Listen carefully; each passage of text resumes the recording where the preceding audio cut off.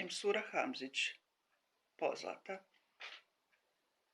Tako brzo pozlata mi sa svijeta spade, pa u svemu vidim samo prah koji će biti.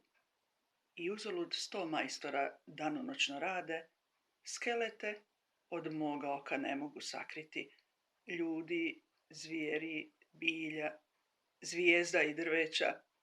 Nad glavama dok se smiju vidim gori svijeća i suze vidim bližnjih dok se mole, i žile, i mrave, i lobanje gole kako škljocaju dok bezbrižno ljube, i crva što mlado stablo čeka da izdube. Tako brzo pozlata mi sa svijeta spade, pa ipak puštam. Nek majstori rade.